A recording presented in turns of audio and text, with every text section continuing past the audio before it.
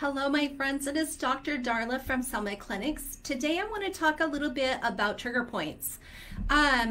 Trigger points. Wow. I think the most common question I get asked about trigger points is, well, what is a trigger point?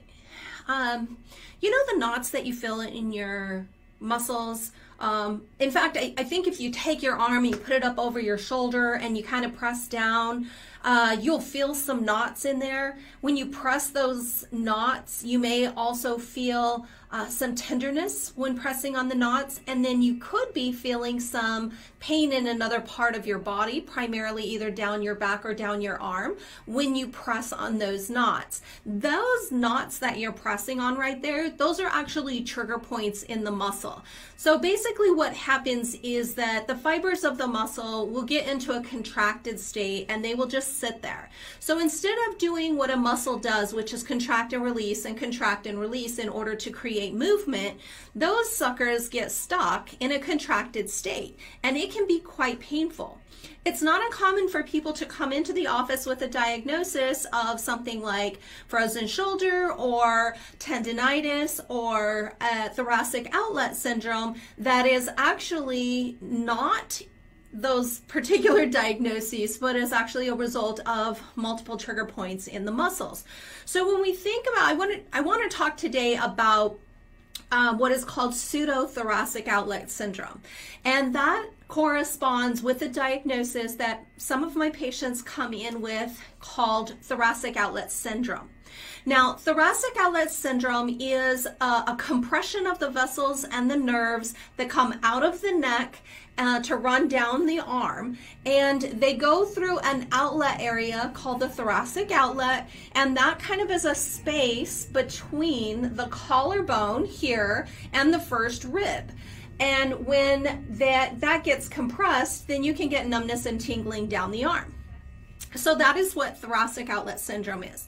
Now, pseudothoracic outlet syndrome looks very much the same, right? Feels very much the same. Numbness and tingling down the arm can be a part of that, but it's not because it's being compressed by the bones, the collarbone and the first rib. It's because it is being compressed by one, like usually 3 of the 4 muscles that are in that area. So those 4 muscles, they include the pec major, which is the big muscle that lays across the front of your chest, the latissimus dorsi, which is the big muscle that is at the kind of the middle of the back. It's one of the largest muscles in the body. And if you see bodybuilders, it's the muscle that kind of flares out to the side on a bodybuilder.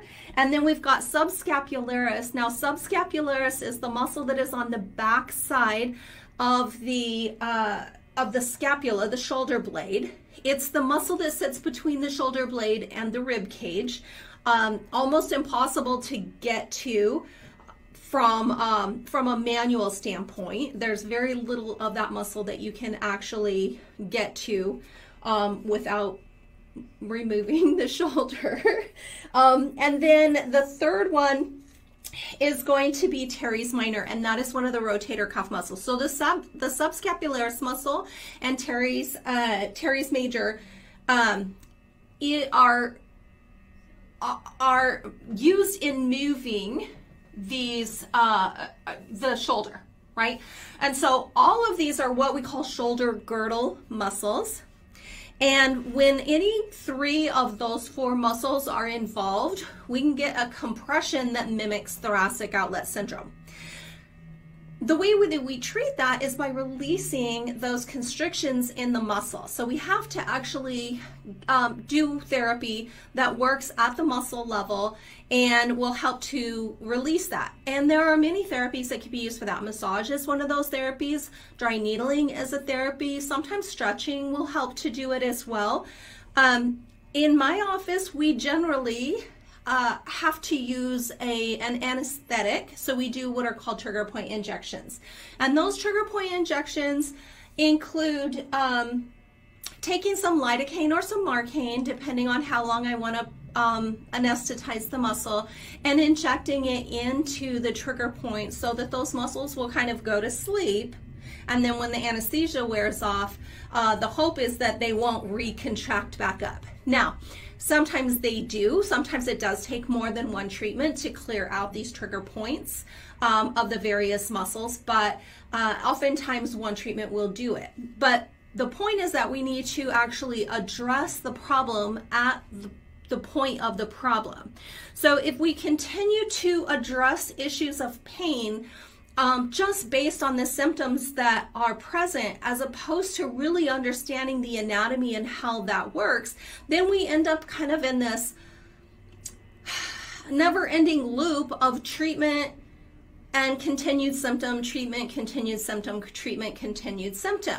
So one of the big things about trigger points is that they can be caused because we don't have proper movement patterns. So if you're getting trigger points that seem to be recurring, then it's important to really look at what those movement patterns are. Is it your posture? Is it how you're sitting at work? Is it how you're lifting the things that you're lifting during the day? Your duffel bag for the gym, your purse, your diaper bag for the kids, the grocery bags? How are you lifting those type of things, and how are you engaging, or are you engaging the shoulder girdle so that it is a steady and stable structure to do that lifting? So movement patterns and really retraining those muscles to move in a particular and healthy way is very important in the long-term treatment of trigger point. But in the short term, getting rid of the pain, the numbness, and the tingling is paramount, right? And so in order to do that, we can do some trigger point therapies, like I said, which uses an anesthesia that is injected into those muscles to release them and treat the pain. There are probably 3 very common symptoms or diagnosis that some of my patients come in with that are actually what I would consider a misdiagnosis, or maybe better termed an inaccurate diagnosis. And that is thoracic outlet syndrome, frozen shoulder, and carpal tunnel. So when we have numbness and tingling in the fingers, oftentimes the knee-jerk reaction is to assume that we have carpal tunnel syndrome.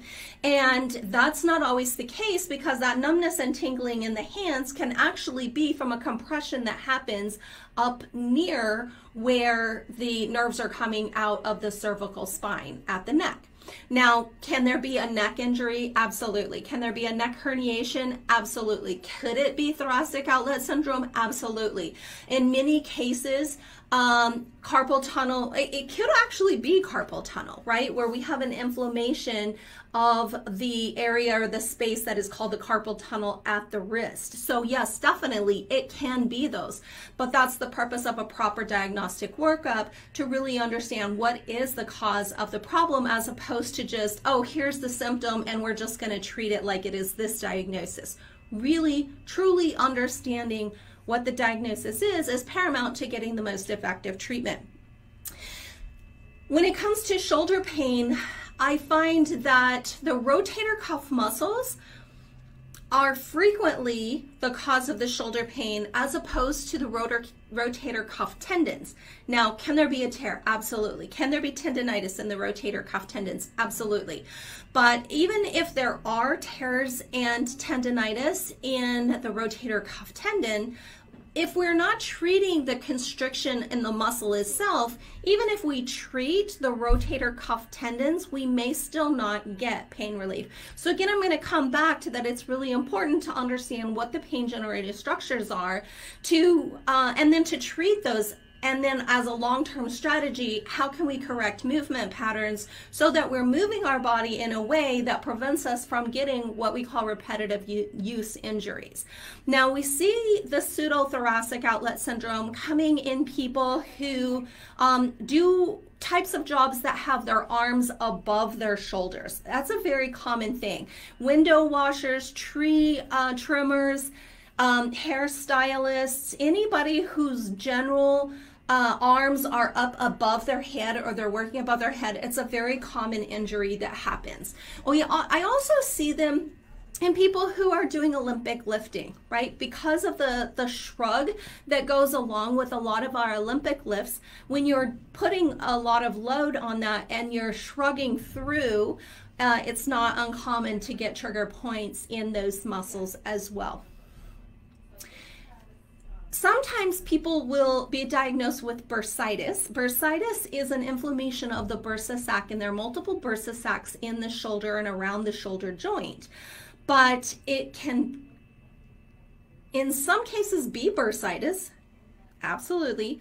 But also, we need to make sure that we don't have that pseudothoracic outlet syndrome that is mimicking bursitis. So just, you know, a clinical diagnosis of bursitis or thoracic outlet syndrome or carpal tunnel syndrome or even frozen shoulder may or may not be accurate. So it's really, really important if you're going through treatment or have gone through treatment, but your pain persists, then we haven't really addressed the pain and we need to do that. So wanted to share that with you. I am a big fan of trigger point therapy because I have seen it relieve so much pain for people.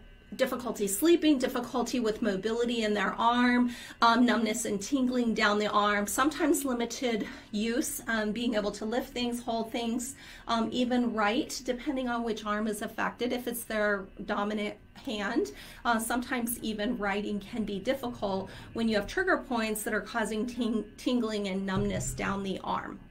So,